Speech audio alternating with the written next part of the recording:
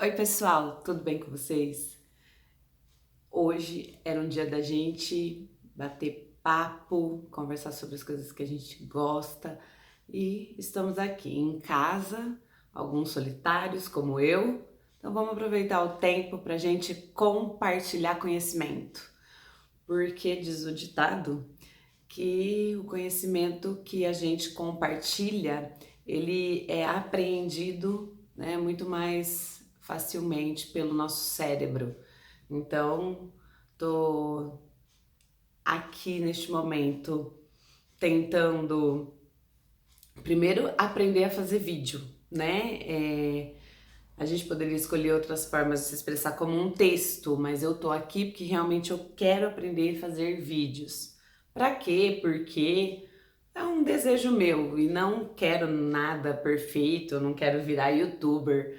Eu quero apenas que quando eu tiver vontade de me expressar ou registrar alguma ideia, eu tenha esse espaço. Porque algo que me aflige muito, né, na minha vida, no meu percurso, e é uma coisa que eu carrego comigo, é uma certa estafa mental, às vezes, de uma sobrecarga que existe de informações. O mundo tá aí cheio de informações, cheio de você tem que isso, você tem que aquilo, você tem que agir dessa forma, e conhecimento é esse, você precisa aprender aquilo, você precisa aprender aquele outro.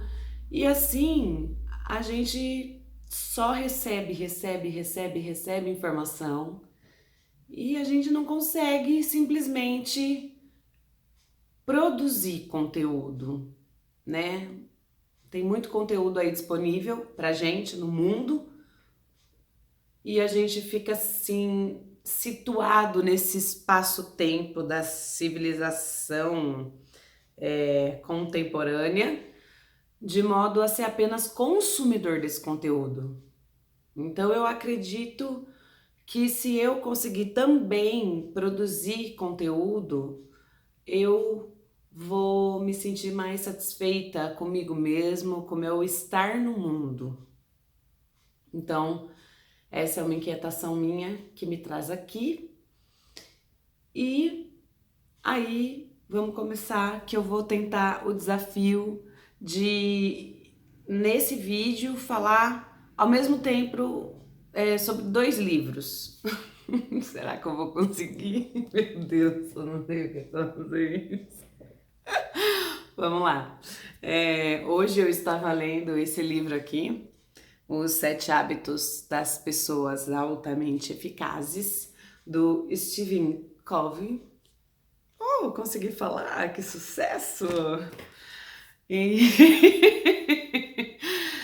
e ele, ao final aí da primeira parte do livro, ele indica que a gente pare para explicar para alguém aquilo que a gente acabou de aprender. E ele sugere isso como uma forma da gente realmente, ao mesmo tempo, ser o professor daquilo, compartilhar o conhecimento, para que, elaborando melhor esse conhecimento, a gente consiga realmente assimilar, vamos dizer assim, tornar aquilo parte de nós mesmos, certo?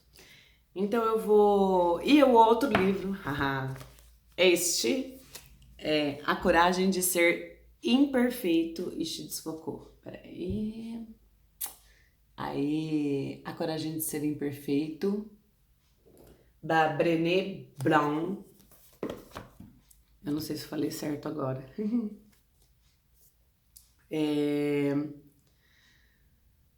Que ele nos coloca como ser vulneráveis e que o fato de aceitarmos a nossa vulnerabilidade nos torna muito mais fortes, ao contrário do que a gente imagina. E uma lição desse livro que ficou muito assim presente na minha mente, que realmente me tocou, foi quando ela disse assim: o perfeito não pode. A gente tem uns brancos, né, gente?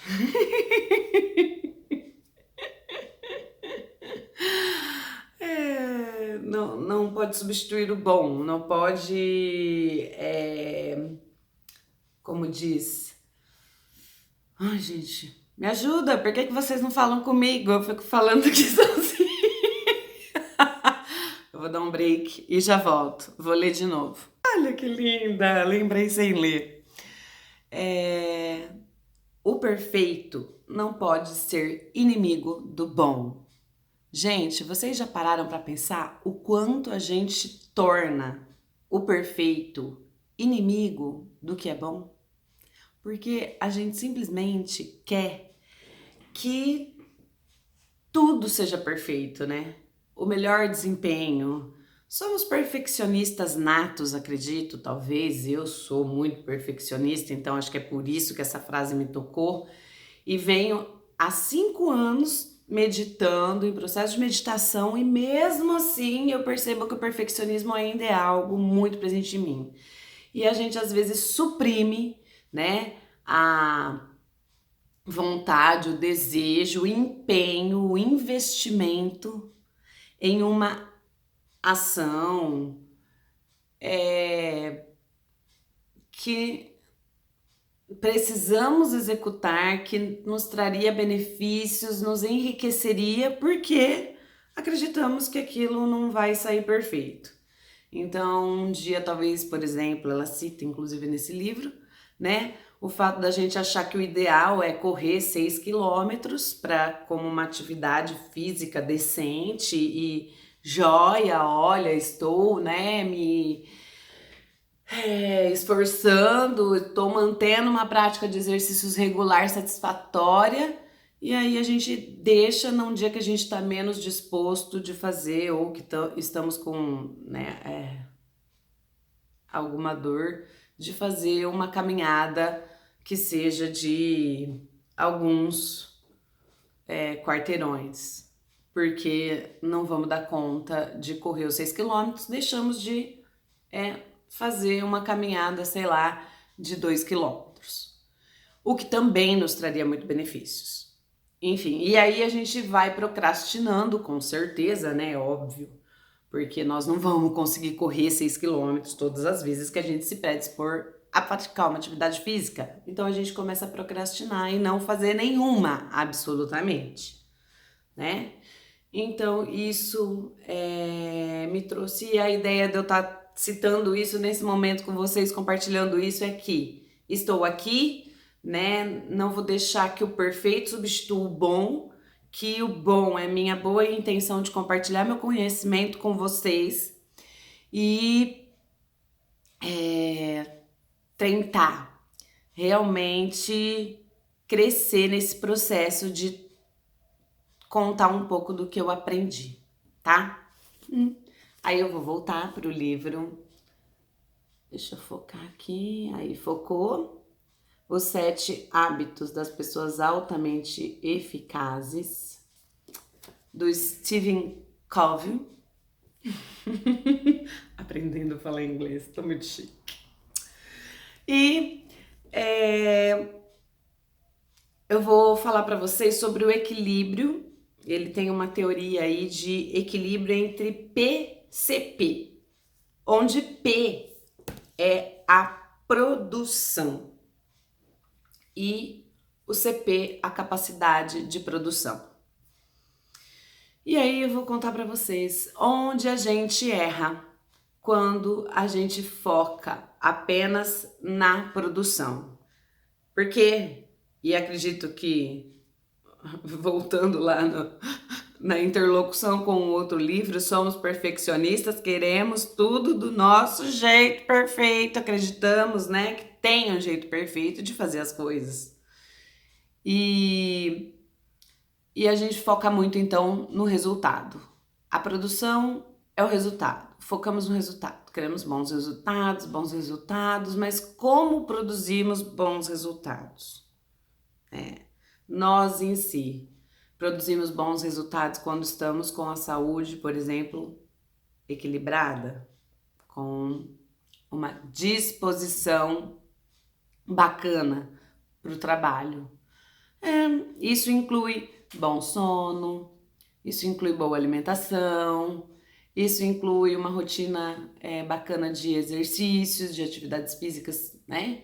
Que liberam substâncias ótimas no nosso corpo e que nos mantém animados, nos mantém regozijados, vamos dizer assim, né? Sem estresse. Preocupados com os resultados. Quantas vezes empreendemos tempo suficiente para uma alimentação saudável? Para o sono? Para uma rotina de exercícios, entre outras coisas?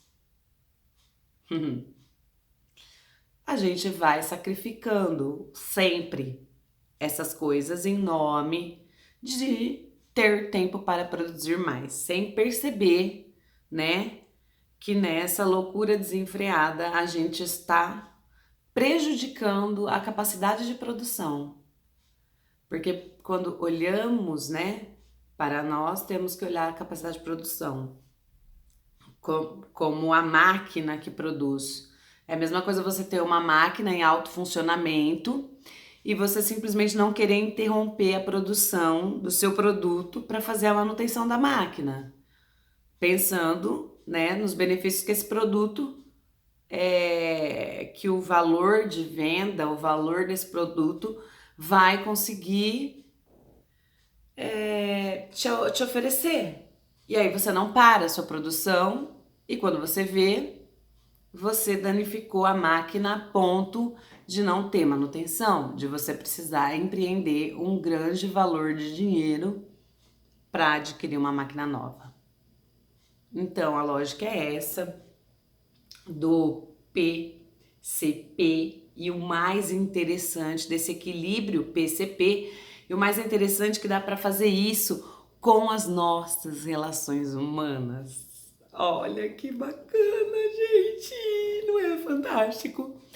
Porque quando a gente quer um relacionamento bacana, saudável, de troca, de profundidade, né, de intensidade, a gente tem que se preocupar com a pessoa que tá lá do outro lado, né? Com os nossos sentimentos também nesse relacionamento e em como a gente expõe esse sentimento, levando em consideração, né? São duas máquinas aí, vamos dizer, dois seres humanos e como eu preciso de atenção, um momento em que às vezes eu posso dar mais atenção, como eu comunico os meus sentimentos de forma a agregar valor ao relacionamento e não a sabotar o relacionamento, que muitas vezes a gente faz isso, culpa o outro, critica o outro, ou também tem muito de autocrítica em alguns relacionamentos, né? A pessoa se critica demais, acha que faz tudo errado e também aí se coloca numa situação submissa e constrói um relacionamento deteriorado. Então, ele traz isso para você entender melhor. Eu até vou usar, ele traz pra gente a fábula da galinha dos ovos de ouro, né? E a galinha estava lá botando seus ovinhos de ouro e o dono da galinha estava preocupado com o quê? Com o próximo ovo que a galinha botaria. Todos os dias de manhã, então, ele ia verificar os ovos, a produção. E ficou milionário, mas ficou também alucinado pelo dinheiro, de forma que ele foi lá, pegou a galinha e matou a galinha, gente. Dá pra acreditar num negócio desse? Achando que ela ia estar cheia de ovos de ouro. Eu fiquei imaginando que tamanho que era essa galinha, né?